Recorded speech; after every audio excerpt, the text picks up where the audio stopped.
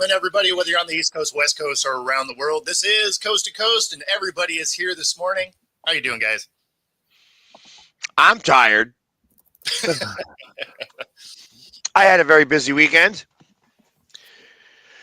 but game one wasn't the best game. Game two was a lot better, as far as I'm concerned.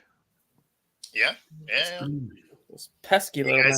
You guys actually stay up to watch Sunday Night Football, or you say the hell with it since it was, 1 a.m. your time by the time it wrapped up? I was watching. I had one eye open. I was half asleep, but yeah, I was still watching it for sure. Because it was lightning, right? Lightning and hail and wind and sirens and hail. Hey, speaking of weather, Florida's about to get round two. It looks like Milton turned into a cat. Do not tell me this, because I'm actually planning a trip to Florida in a week, and I'm highly. You might want to take your waders. Yeah, it looks like it's gonna be pretty nasty. It's gonna. It's supposed to hit the middle of the state, and it's a Cat 4 as it sits. So that'll probably do quite a bit of flooding. Well, because we're supposed to be going to Disney at the end of October because our kids have like a fall break where they get off like 4 days of school. So we're just going like during their fall break. And I'm like, well, Florida hasn't had any hurricanes for like 2 months. But now they've had 2 in like 2 weeks. And I'm like, knowing my luck, we're going to go down there. We're going to get freaking leveled. Orlando doesn't get tornadoes or hurricanes. No, I was going to say, you'll be I think that's far enough inland that you're going to be fine. You'll still get like the effects of it, though. You still get like the thunderstorms, which Disney puts up that monster tent that goes around Disney World, and you guys don't get anything. Yeah, it's the Magic City for a reason, right? Like they have their own.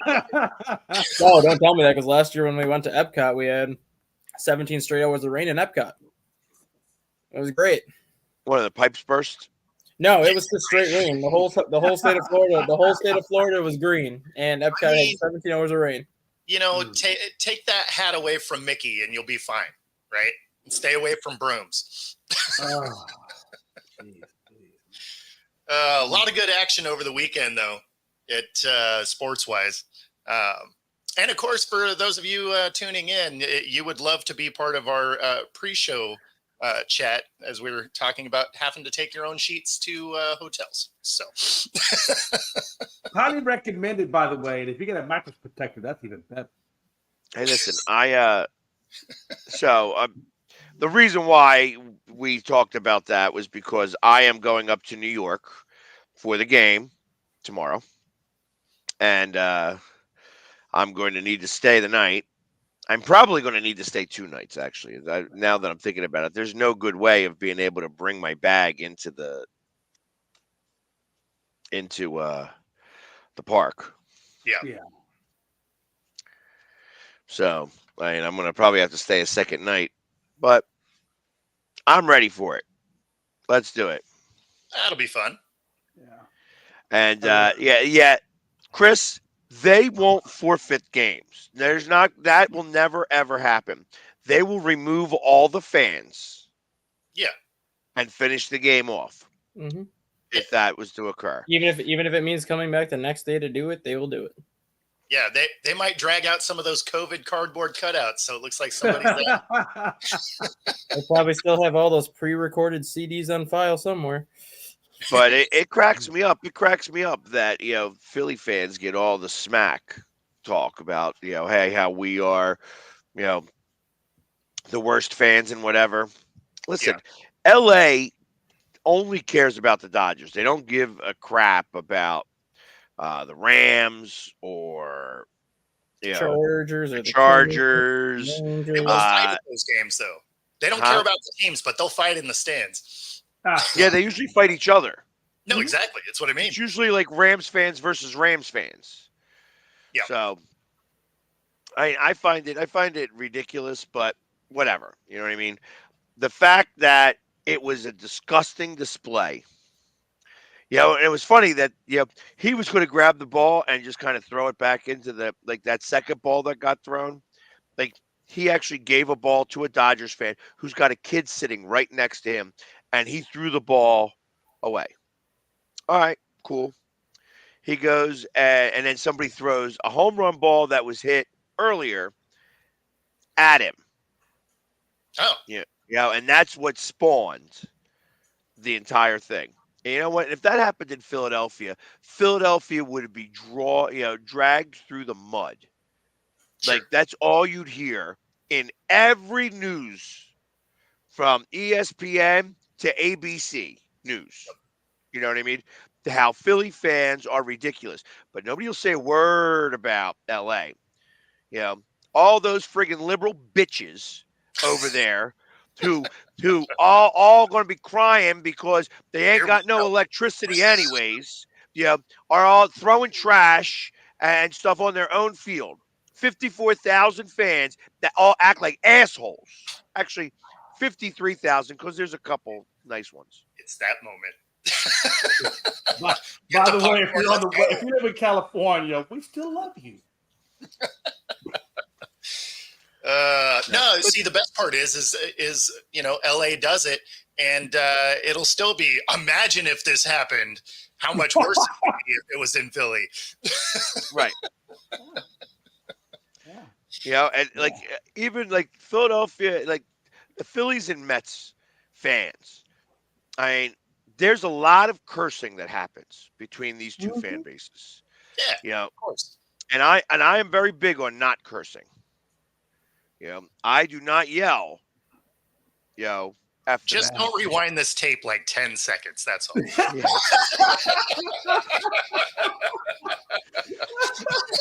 Oh, I know how to curse. I just don't. While I'm there at the games. I like to give more Fan respect base was to the the one throwing players. batteries. Do you remember there was a state where they were throwing batteries? God, why is that in my brain? Oh, I remember throwing the batteries. Yeah, we were Yeah. throwing them at Jimmy Johnson. Yeah. And snowballs. Snowballs packed Snowballs around at batteries. Santa. Snowballs at Santa. That was a good one. I remember there was a place that was Snowballs throwing at Santa batteries, were you one know? thing, but we threw snowballs with batteries at Jimmy Johnson. Oh, yeah. That's right. But yet we're pissed off that LA throws a ball too. Well, no, LA not only threw balls, but they threw trash. Like they were just acting. Because you know why? Yeah. Because they're so used to getting kicked out of the playoffs Oh, that's true.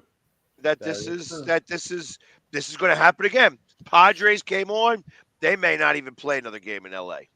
Yeah. It's crazy because those are the kinds of things that will lead eventually the Nets or whatever being resurrected to keep fans from throwing stuff on the field. Almost like hockey, if you will. The glass. Joe, did you happen to watch that game yesterday, Joe? Here's what I've seen. Careful. I know that they won. So congratulations to the Cowboys. But anyways, after the interception, there was a lot of dissension in the ranks. You guys scored 20 points against Pittsburgh, which I guess has got a pretty decent defense. They have a good defense. Yeah. But I didn't see anything that makes you think that your team is going anywhere special at all. Guy, relax. You right now, the Commanders are over you. Shut the hell up. What the hell are you talking about? Here Now, we go. I agree with you on that point that Dallas probably ain't going anywhere. But you're right now sitting underneath the freaking Commanders. When you can get on top of the division, you can actually talk some shit. Okay? What are you talking about? What are you talking about? Shut your pie hole. Just because Dallas sucks and your Houston Astros shit the bed. Completely shit the bed. All you can do is cry. Do you need a freaking tissue? Do you need a tissue? No. I don't need a tissue. All I can say is all of you are looking up at my team. Hey, look, for the first time I agree with you, Stan. I mean, you're not lying. You're not the wrong. The entire league is, which is the weirdest shit ever. The funny thing is, yesterday was realistically the first game where Sam Darnold kind of looked like the Sam Darnold of the Jets. He had I think he was at like a 46% completion percentage.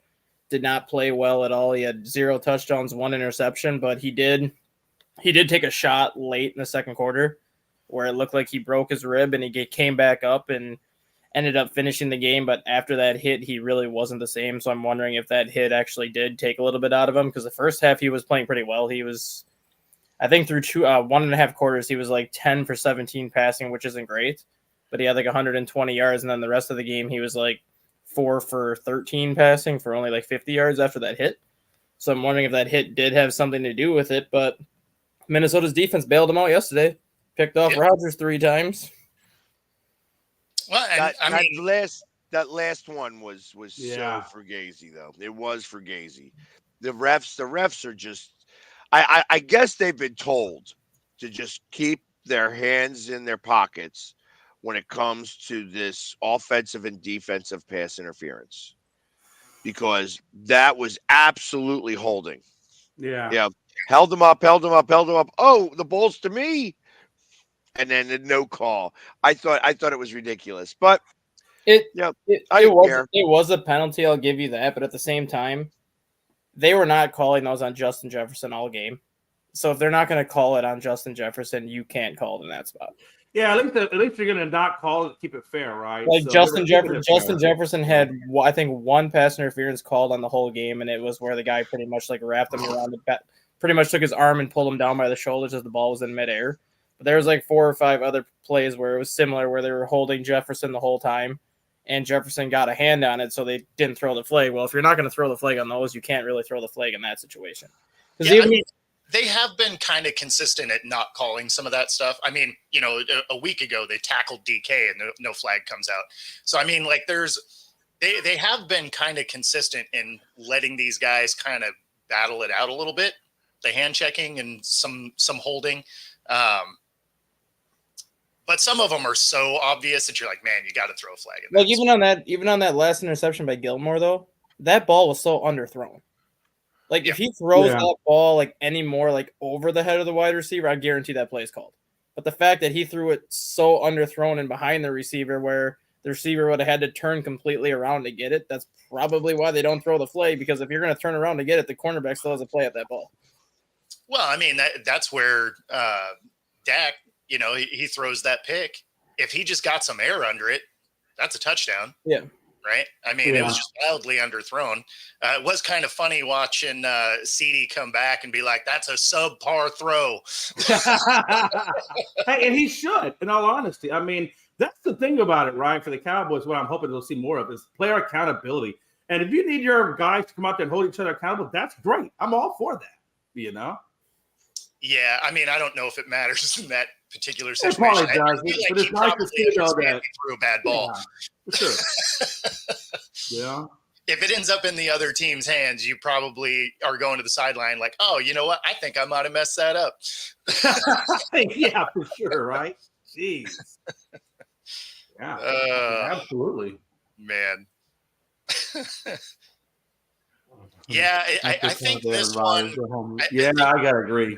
Does kind of take some of the hype away from Rodgers. I think everybody's kind of starting to realize he is what he is finally. Well, he got his ass kicked yesterday too. He got freaking lit up the whole game. No. Like he was having a rough time back there. You thought he might have been done after that knee. Oh, I thought he was. I thought he was done after that third quarter. And if Sam Darnold would not have gotten intercepted like 2 plays later, I don't think that was right after they had a punt. Yep.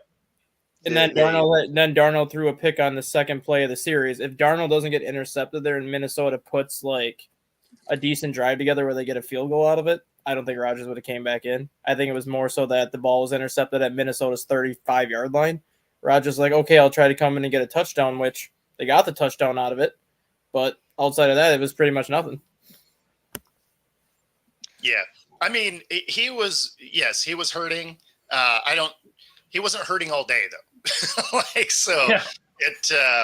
Although it was his press conference was funny though, because he's like, oh yeah, there's a lot of things that made noise on the way to the ground. And then he's like, I just found out today that I threw for the first time in my career, I threw 2 interceptions in the first quarter. So I guess I got that going for me today. That's something I never expected to see. Yep. Yeah. No, he didn't play well, but I mean, he hasn't played well in a while. So and he's damn old. I mean, no lie, the guy's just old. I want to give a shout out to the Vikings rookie kicker though, Will Reichert. That's kind of been one of Minnesota's issues the last couple of years, is having a consistent kicking game where they've lost countless playoff games because they miss field goals. Sure. But, Are you really giving a shout out to a goddamn kicker? well, I was gonna Shut the hell up! Shut the hell up!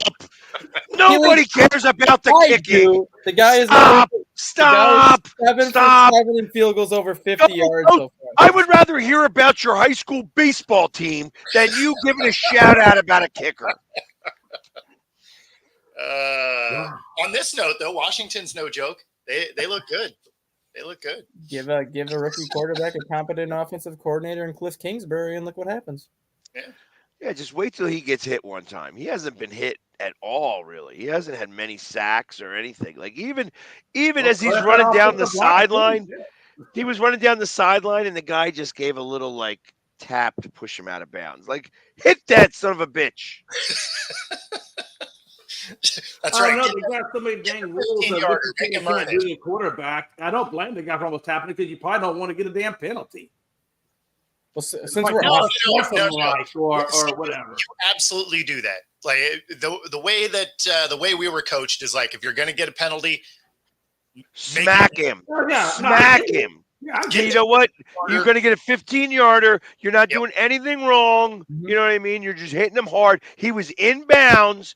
He didn't go out of bounds. You could have, instead of just pushing him out of bounds with a little, you could have smacked him. Yeah, no, you get that 15-yarder and you do it early, because then you're in their head all day, right? Like you're absolutely right. Was worth it. So no, you'd go out and you'd absolutely light someone up in the beginning, and then from there they think about it. Well, since we're on this game, can we Dustin talk over about... here teaching kids to throw at batters. Yeah, I am.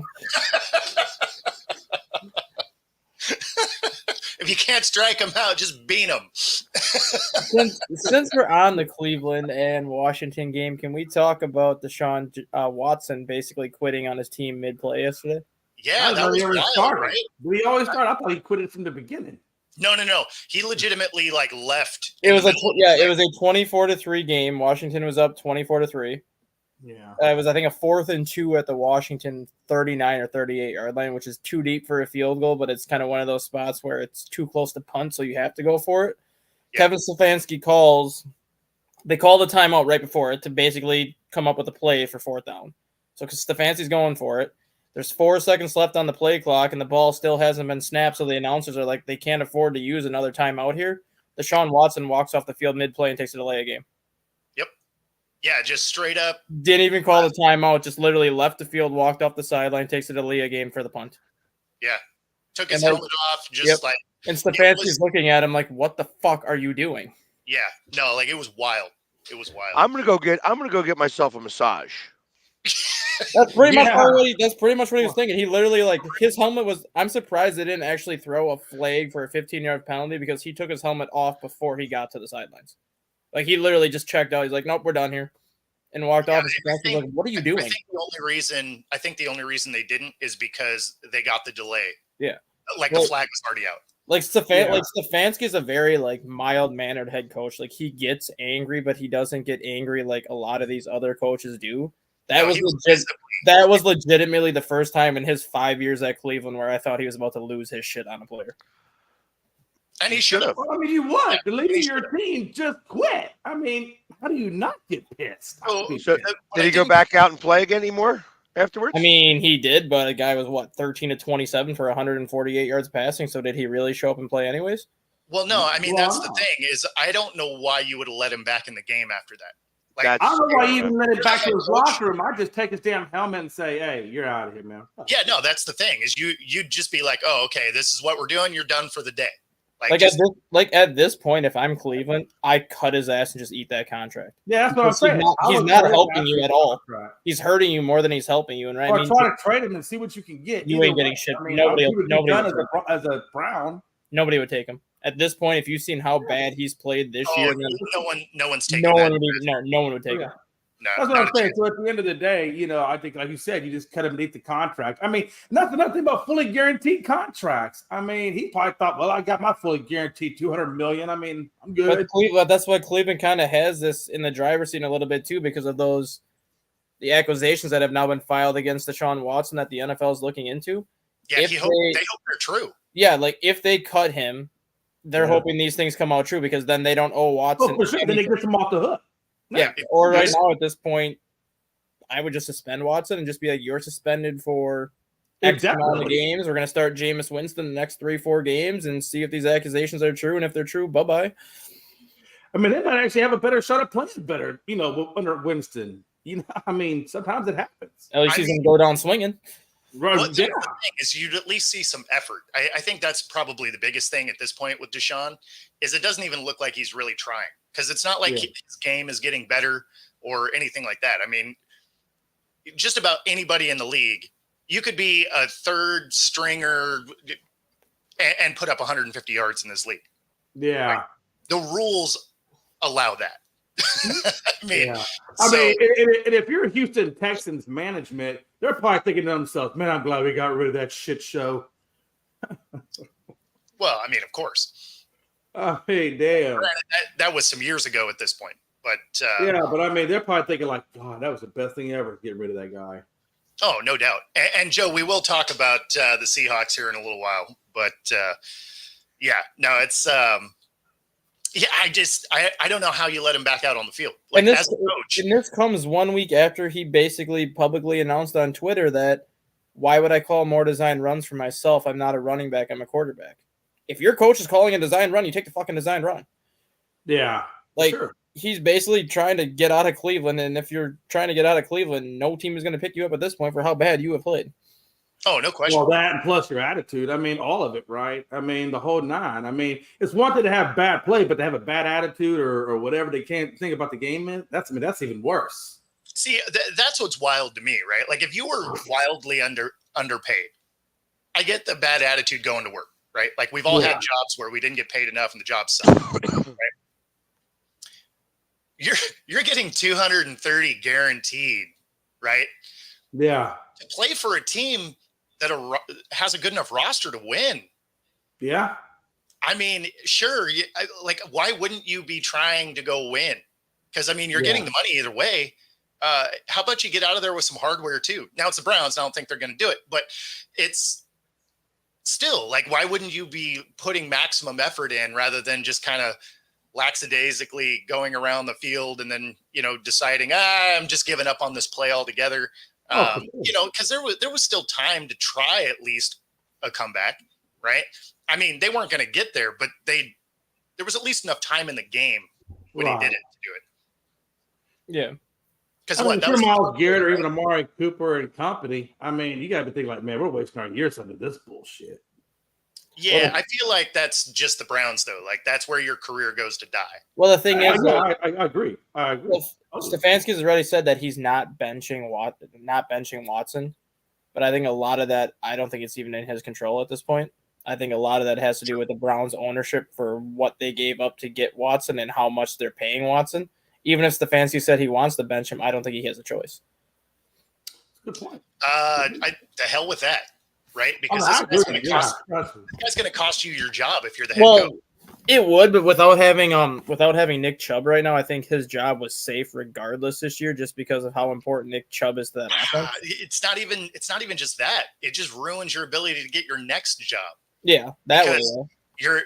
Your next job is going to look at your winning percentage, and if your winning percentage looks like you just shit the bed as a coach the whole time.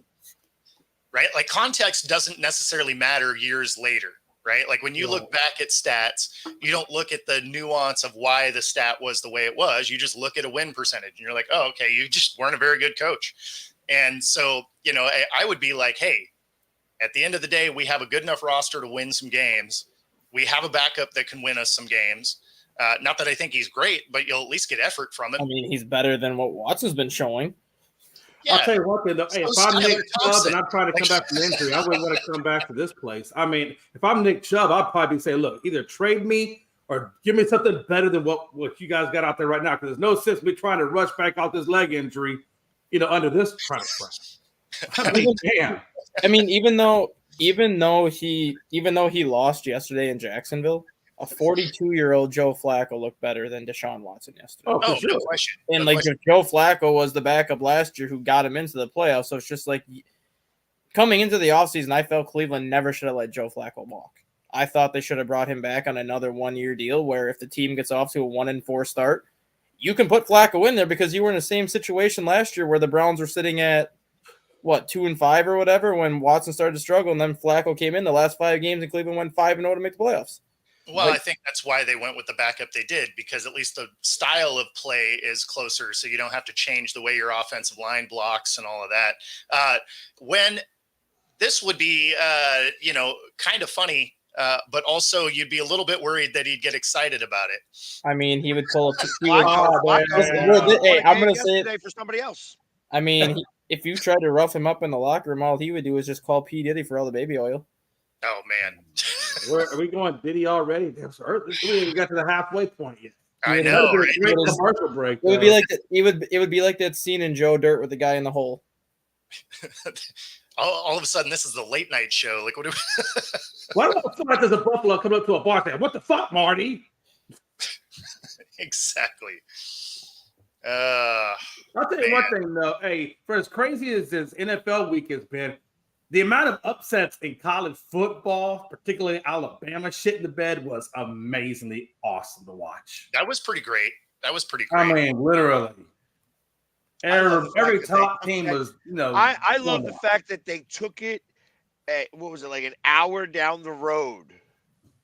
They went like an hour down the road with the goalpost. They literally took it downtown. Yeah, threw that thing in the river. They took it downtown Nashville, down the main street in Nashville, past all the bars. They carried the goalpost all the way down that main street in Nashville, right where Nissan Stadium is, and they dumped it in the river. I mean, be honest with you. I mean, I would too. I mean, that was one hell of a victory. I mean, why would you not want to celebrate and go through Nashville? I mean, that's party central. I'm just glad at least nobody looked like they got hurt. I mean, be honest with you. There is that. Damn. And then, of course, then you got Army and Navy right now leading the AAC for the first time ever. I mean, it's just been a crazy, college season already up to date. Army's got the longest winning streak in the nation right now, too. Yeah. Army. That's incredible. Yeah, Army's 5-0 this year. They won their final 5 games of the year last year. They have a 10-game winning streak right now to have the longest winning streak in the nation. Oh, that's right. They did win at the last second.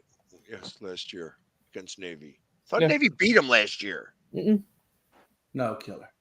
Army finished the year 8-4 or 9-3 last year, but they won their final 5 games last year, and they've gotten off to a 5-0 start this year. They have the longest winning streak in the nation because Alabama lost. You had Michigan who lost already this year. Like all the teams that were undefeated last year either lost late last year or early this season.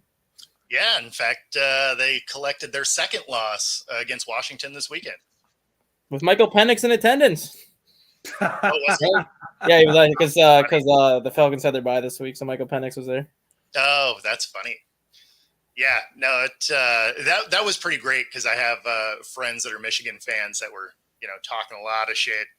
And Michigan's what, number 24 now at this point? And SMU is 25. SMU looks good since they made that quarterback switch.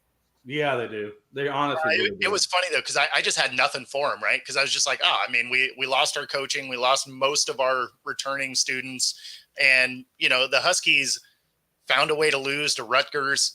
And but I mean, you guys at least have a decent, you guys have a pretty solid quarterback, though, because Will Rogers was a good quarterback at Mississippi State. So even though you lost, a lot of your talented weapons, you still need a good quarterback to be successful in college football, and that's something you've done in the transfer portal. You brought in Will Rogers. No. It's a solid team, but it's not a championship level team, right? And so the Michigan fans were funny because they were like, "Oh yeah, I can't believe we're being slighted so much going into the season," because they were mad that they were ranked 10th, right? And so they've been talking down to Husky fans a lot because they're like, "Oh, you guys weren't even ranked," and all of this, and it's like, well, yeah, and we shouldn't be. To be fair, the Huskies shouldn't be ranked, but so this win was hilarious. Yeah, the game of the week next week's in the Big Ten, though. I don't know. To say that when you got the Red River shootout between Oklahoma and Texas, because it's number 2 Ohio State versus number 3 Oregon. Exactly. That's the game of the week. Whoever That's wins that's in the driver's seat to win the Big Ten. yeah, No question. Miami came back and won that game 39-38. I thought they were down. I thought they were going to yeah, lose they that were. game. Yeah, 44-point comeback. That's my favorite to win the Heisman this year because Cam Ward's playing out of his damn mind right now. Any relation to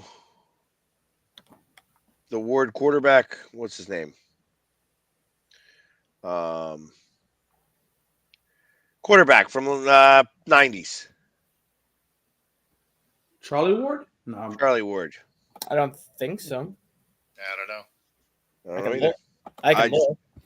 You are stat guy. That's what I'm asking. No, because Cam Ward came from Washington State, but I'm trying to remember where Charlie. Yeah, Ward. Tennessee got beat by Arkansas. yeah. USC gone off the list. Michigan off the list. Yep. No, it's a kind of a wild just year, right? Like think just in the NFL, how many upsets have been over the last, the opening 5 weeks. Like it's been. Speaking of which, suicide picks. I've been in the same suicide league for 2 years now. Sure. Last year, there was a 4-way tie. We all lost in the same week, and we split the money. Sure. This year, it's already down to 2 people, I believe me it. and somebody else. And if the Chiefs lose tonight, which I suspect that they will now, I think they're going to lose tonight. Sure.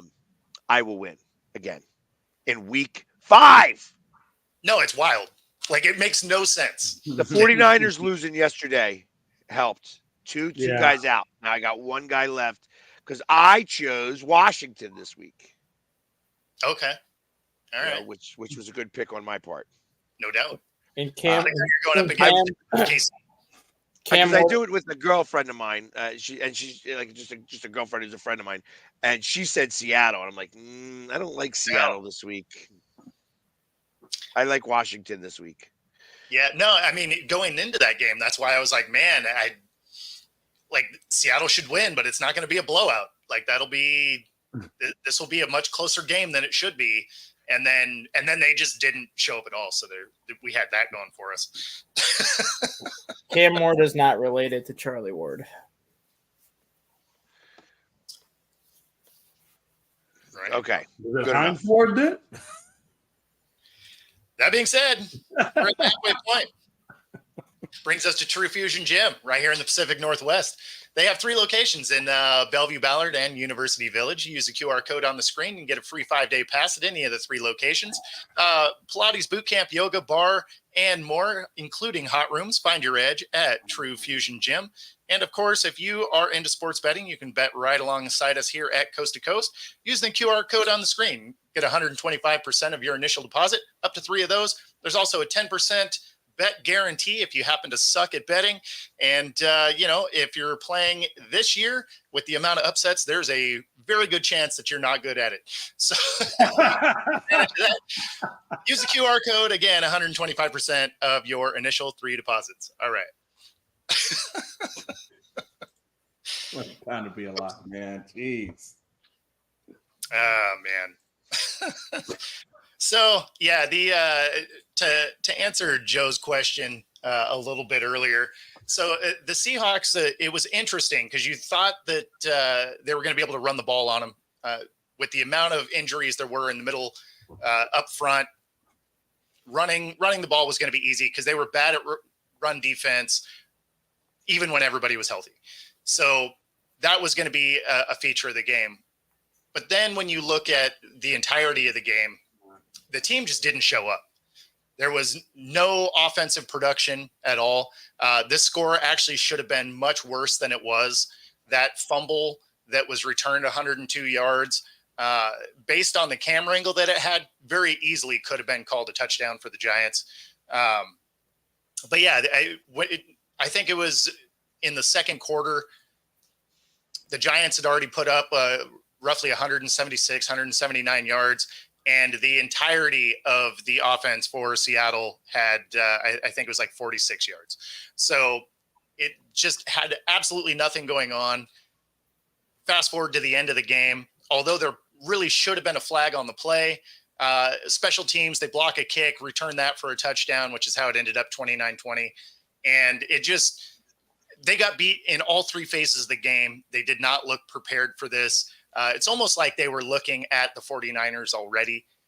They just didn't come with this game in mind, and they made the Giants look like a competent team. And you got to play bad for that to be a thing. So it just a frustrating game to watch if you're a Hawks fan, or if you just happen to enjoy good football. It just wasn't a good game top to bottom. No, but yeah, especially when Slayton was going off. I mean, that guy was just catching his lights off, man. It's just all over the place catching the ball. They looked like the Dallas defense in the playoff game. Like you didn't have anybody near the plays. Like everybody out of position, over pursuing, wouldn't tackle. Yeah. Like it was like the whole time I'm just yelling at my TV. My wife was like, "Oh, it sounds like you're going to have a heart attack." I was like, "If they would just fucking play football, it wouldn't be so bad." And with that loss, they remain in first place in the West. Yeah. They do, because everybody lost. I mean, you knew the Rams were going to lose, but I didn't see Arizona getting that done, especially with the double-digit deficit they were in the third quarter. Like they really came back and sneak that win. But that being said, the league just had a lot of last second victories. Like there was an overtime win, a couple of last second, plays that sealed games. It was there was a lot of games that were a coin flip. Yeah, there was. I did like the Texas. I like the Detroit, that solid black with the black helmet. Oh, that was a beautiful uniform, man. I got to tell you. Okay, I would not be opposed to Houston sticking with those uniforms the rest of the way. Yeah, I thought those uniforms was. Yeah, that was pretty cool. Those uniforms were sick. Yeah. I mean, it really seems like, a lot of these teams that are going to these all black uniforms. I really like the all black with the, with the logos and stuff. I mean, it looks really nice on them. Or even just a solid like white units with those combinations just look really good when it's all one color. Much better than what the other stuff they got. Yeah, I mean, and you would have thought that it would help your team not throw to the other team, but you would think. Well, I mean, Josh Allen looked great yesterday, didn't he? I mean, let's be honest. You get even like that Oregon bright, solid yellow uniform with the black helmet. I mean, there's no way you should be able to miss that guy. Yeah, out there looking like a highlighter. Yeah. Yeah, I mean, exactly. But I can tell you though, man, I know Nike lives up there and so they get all the great uniforms, but Oregon really does have a lot of badass uniforms. I mean, I like the different multi-looks, you never look, it's never the same. I mean, it's just not Nike, J, Under Armour. Is it Under Armour? My bad. Okay, I thought it was Nike a bit. Well, my bad, Under Armour. That's their main recruiting pitch to when they go after like high school seniors. Their main recruiting pitch is you have the best of the best facilities because of Under Armour, and you will never wear the same uniform twice when you were here at Oregon. I sworn it was Nike. Well, no. Oregon is Nike. That's where their headquarters is. I thought it was Under Armour though. Is it Under Armour? No, that's Nike. Yeah, so I thought it was Nike. Yeah, either way, they said they have over 75 different uniform combinations that they've had. So whenever they go like pitch recruits, they said you will never wear the same uniform combination more than once. Who's this? Oregon. Yeah, the Ducks. They have 75 different uniform combinations. Yeah, and 3/4 of them suck. Because that's like watching Seattle playing in the neon green. Yeah, that's like somebody should out like the boogie onto the fucking. They said that's what we're doing. That's what we're using. I don't like any of the color rush jerseys, honestly. Like, I mean, you have Denver with just they look like an orange popsicle. Like I'm not a big fan of the color rush jerseys. I never really liked them though. But yeah, no, the Ducks. The Ducks definitely have some pretty crazy combinations. I did like their chrome helmets that they used. The chrome helmets with the yellow wings. They're pretty sick. Or the highlighter yellow with the chrome wings. Yeah, that one was kind of cool. But like the full-on chrome helmet, I was like, that's pretty sick. Like that's Cincinnati had cool uniforms yesterday too. I didn't see bad.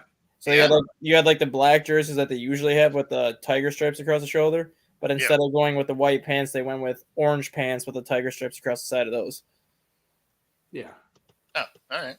They actually looked really cool.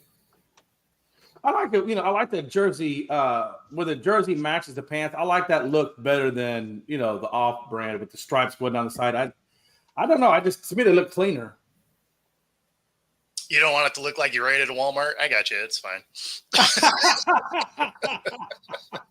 I got some blue pants and this yellow shirt. Yeah, no, I got you. It's that discount rack. Oh man, listen. We were kids growing up, that's where we lived. Walmart discount rack. Well, at that time it was Kmart. But Oh yeah, the blue light special with the clearance rack. Listen, man, I thought everybody shot blue light until I got to school and got made fun of, and I realized, damn, I'm the only motherfucker at the blue light. The thing that cracks me up, like when you think back to when we were kids, like Champion shirts and stuff, those were got them almost free, right? Like you. Now you can't anymore, though. No, they're like $50 for a T-shirt. Yeah. I'm just like, wait a minute, that was the stuff you'd get made fun of if you were wearing it if you were a kid. Yeah. You shop at the blue light. Where you shop? Target. Target. You must be a rich bastard. Huh. Okay. Wow. Yep. Yeah, you were fancy if you went to like J.C. Penney. Oh yeah. Oh man, don't even get me started on J.C. Penney. Man. What a time, man. Oh, what you go to visible back here, like if you got your hair cut at Visible Changes, you were the rich person. If you're at Johnny Q barbershop where the barbershop's like 80 years old, yeah, you smell like Old Spice aftershave when you come out, and you're only like 14. Shit.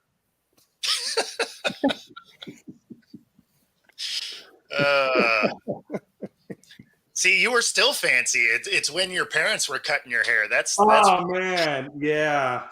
My brother-in-law cuts my nephew's hair.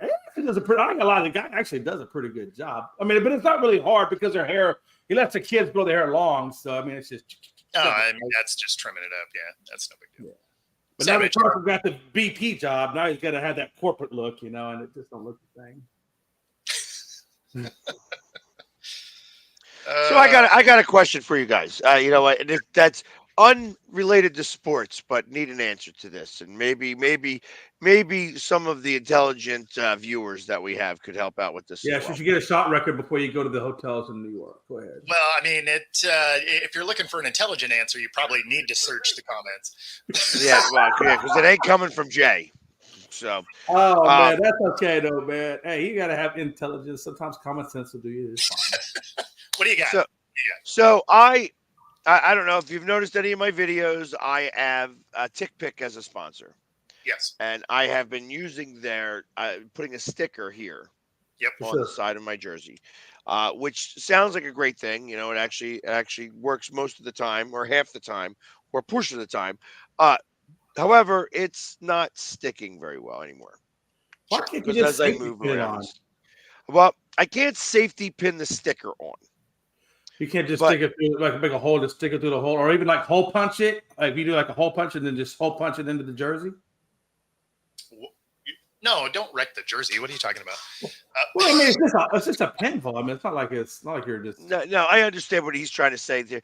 I can't use. No, that will not work. Okay. So I need, I was thinking about trying to glue a pin to maybe a piece of plastic, like a hard piece of plastic or a board or something that I would be able to. Well, okay, let me ask you this: what if and I know you can get them at Walmart. They come in little circle, little circle magnets, and just glue the magnet there, and then just magnet it to the jersey. I'm not going to glue a magnet to my jersey. No, I'm not saying glue the magnet to the jersey. Glue the magnet to the sticker, and then put the backside of the magnet on the jersey. You're not gonna. It's like you don't adhere the magnet to the jersey, and then you just stick the two magnets together. You know what I'm saying? Like where fabric is in between. That's what my wife does when she goes to school for her little name badge. Yeah, her name badge has the magnet, and then there's another independent magnet, and you just and then the fabric's just in between the two magnets. Yeah, then you're not gluing anything to anything. Okay. Let him talk now. that is exactly the way I was going to say you do it. Is you put your sticker on one of the basically like the magnets for like a business card, right? And then they have the name tag magnets, and you wouldn't actually have to glue it to anything. You just put it on the inside of the jersey, and it'll crimp the jersey in between. And I get what you're saying here, but you're talking about like a magnet, like this flimsy style magnet. No, that's not what I'm talking about. Walmart's got the magnets, and they're like a 1/4-inch thick. And you put you put one magnet on the thing, and you put the other magnet behind your shirt, and you magnet. Yeah. Well, and it won't fall off. You don't think? No, Like that? those magnets are strong. Yeah. I'll tell you right now, my wife is a teacher with 5th graders, and they climb on you like a all over the place, and them magnets stay on like a champ. Yeah, I've had to wear them going through like secure areas of buildings, working on them. And, that's what they give you so that you can still do your job and you don't have to worry about like the hello, my name is falling off your shirt or anything like that. The magnets are no joke. Can you see this? I can see it. Yeah, sort of. Those are the magnets I'm talking about. You just glue one to the sticker, and the other one just goes behind your shirt. And then, so when you put the sticker to the shirt, the 2 magnets will pull themselves, and they don't pull apart. They actually have a version of those that it's actually called extra strength. Jay, can I ask you a really personal question really quick? What ADD meds he's on, or what are we talking about? When did you decide to hang out with Caleb Williams for your manicure? Me? Oh, he's been doing that for weeks, man. Well, today it's the Astros. I mean, they haven't come. They haven't. Obviously, they lost, but I still wear them because I'm in mourning right now. So I thought about painting my damn fingernails. What's it to you? No, because it looked like Bears colors. That's why I asked. I'm like, if you were going to do it Cowboys colors or something, or Texas. No. Well, and I did do it the He's last time I did it. He's sponsored by M&M's. That's actually what it is. No, I knew he was painting his nails for a while. I just because of the color scheme. I'm like, when did you start hanging out with Caleb Williams and getting the Bear colors? Oh no, that's just blue, white, and orange. But in any event, to answer your question, they have ones that the magnets that go to the inside of the shirt are actually grouped together in plastic. So it's basically like a plate that has multiple magnets. And then the name tag side has adhesive, so you'd actually be able to stick the sticker to it, and it would, clamp the jersey in between. So that would be the best way to go. Okay. So, I mean, I have to give it a shot at this point because it's not working otherwise. You know what I mean? Like I've been carrying a couple of stickers with me each game.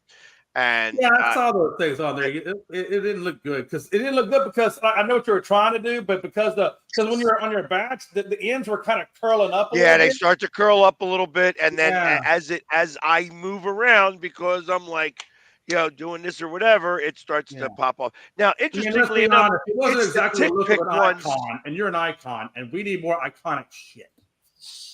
So it's iconic stuff. But I think what he's talking about, what I'm talking about, either one of those 2 method packs, honestly, for real, it will. And when you do glue the magnet on it, use that super glue because it has that real thinness to it, but it's super strong. So that way the magnet won't start peeling off of the label. Okay. Well, I'll give it a shot. It ain't gonna hurt. Yeah. I'm intelligent. I got some intelligence. Ain't much, but I got a little bit of it. There you go. Just what I was thinking. Thank you. I appreciate that. Because you know what? From you, that's a damn compliment. I'll take it all off. And it should be taken as such. Don't be mean, Bo. That's not your role on the show. You're the nice guy. I'm just here. That's it. With that bag of popcorn at the ready. Always. You never know how early it's going to go off the rails. You just know that it's going. You just know it's coming. Man. I just thought it was hilarious, man, about the whole, I mean, look, and I'll be honest with you, I know the expectation of the Cowboys. We all know the expectation of the Cowboys, right? So, I mean, it is what it is this year for us. But but it really blows my mind, and I'm not trying to be disrespectful to the Philadelphia. I'm really not.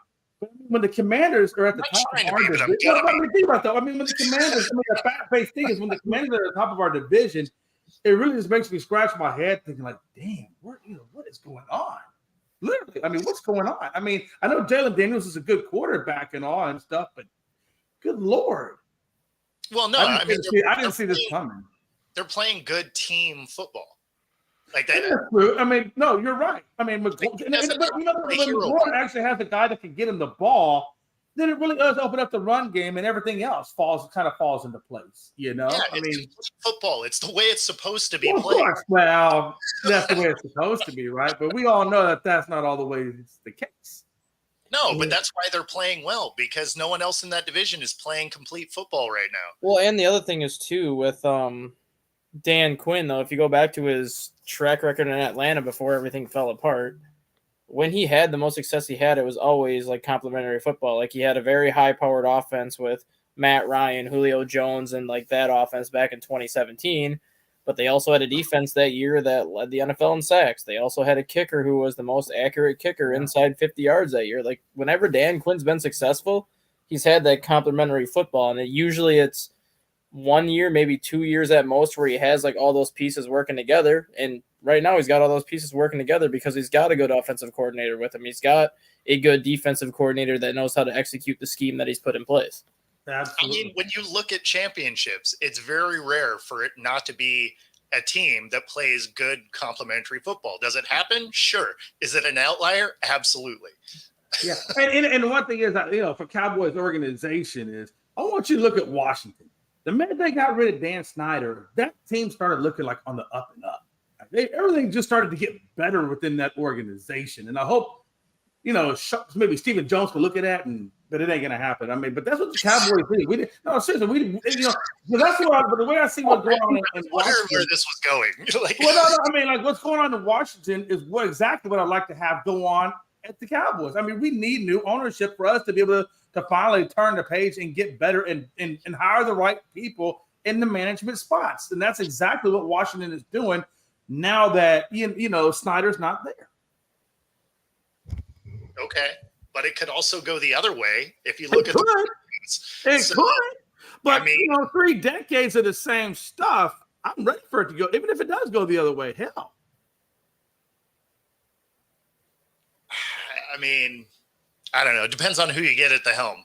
So, again, you're going to hire the right people. You're going to want to bring in the right people is what I'm getting at. And that's what Washington has done. They like Stat Guy was saying, Dan Quinn, right coordinator, right, coordinators on both sides. I mean, they're hiring the right people, man. And that's what even the Texans, when, the Texans went through all of their stuff, they brought in the right coach, right things of that nature. And now look at this. This team has turned around within a year, and Well, the Texans have always had like a good ownership group, though. Like even I'm not talking about the ownership. I'm just saying like they brought in the right coaches and things like that. I mean, that's what you need in an organization. Well, to not just bring somebody in, but make sure you're bringing the right people in. Well, they've always done that though, because you went from Clint Kubiak in Houston, who was there for I think 7 or 8 years, and they made the playoffs 5 straight years in Houston. Then they brought in Bill O'Brien, who was a good head coach for the first couple of years there, that he made 3 playoff appearances, but then when they gave him the GM job is when he started to kind of fall apart. That's what I'm saying. Them Texans didn't always make the right decisions on some of that, but But like every head coach that they brought in after Dom Capers, who was the first coach they ever had, they've made the playoffs with every coach that they've had there. So it's not like they. Well, yeah, I went to that press conference when they had the press conference in Houston when they were announcing that they were. This is before the expansion draft, and they brought in Charlie Casserly, by the way, from the Redskins and things like that. And their big spiel from Bob McNair was, "We're going to have the right people. We're not going to be quick to hire. We're going to do our research." And and it seems for the most part they really have kind of done that. I mean, I don't know. The Bill O'Brien at the coach level was good. When they tried to make him a GM, I thought they kind of went off the rails there. But for the most part, you're right. I mean, the Texans have been somewhat methodical about what they've done, right? For the most part, right? So. Like Dom Capers, they knew wasn't going to have any success when he took over because they were an expansion team. But at the same time, Dom Capers was 55, 56 years old when they gave him the head coach. So he kind of knew that, hey, I'm here for the rebuild. I'm here just to build this team up. And when they get to the point where they're ready to contend, I know I'm not going to be here. And that's exactly what he did. He built that team up. And then when it got to the point where, okay, we have enough talent where we can go compete now, then they gave him basically the door and brought in Kubiak to basically change that offense and brought in Matt Schaub and Andre Johnson and all those pieces. Yeah. I'm reading a couple of things on Instagram here that guys are getting kicked out of preseason basketball games and stuff like that. It's a wild world out there. Yeah, it's getting I there. like how was it Robert Griffin for Houston decided to quit basketball to follow his religious beliefs, and I'm like AJ Griffin. Or AJ Griffin. I apologize, but he quits basketball so he can go follow his religious beliefs, and I'm like, bro, is that really the reason why or are you just horrible? No, it really is. Because do you remember where AJ Griffin came from? Jay, Do you remember who? where AJ Griffin So came there from? is a lot of season left. You shouldn't give up yet. AJ Griffin was drafted from Duke, but before he got to Duke, he was at Southern Methodist. Yeah. So if he is saying that he's leaving because of like religious beliefs, I believe it just because he's from Southern Methodist. So he came from a religious school. That's also in the Houston area. I mean, hey, if he is reliever for religious beliefs, I mean, that's fine. That's fine. You know, I was just thinking it was a little bit more the other way, or maybe at least a little bit more the other way was influencing him to go that other direction. And that brings us to the top of the hour. If you're leaving something for religious reasons, Jay doesn't like it, but the rest of us don't care. If you're here on YouTube, be sure to like and subscribe. Helps us bring our stuff to you. And of course, if you're watching on Roku, stay tuned for the next hour. Other than that, we will mostly see you tomorrow. Take it easy, everyone.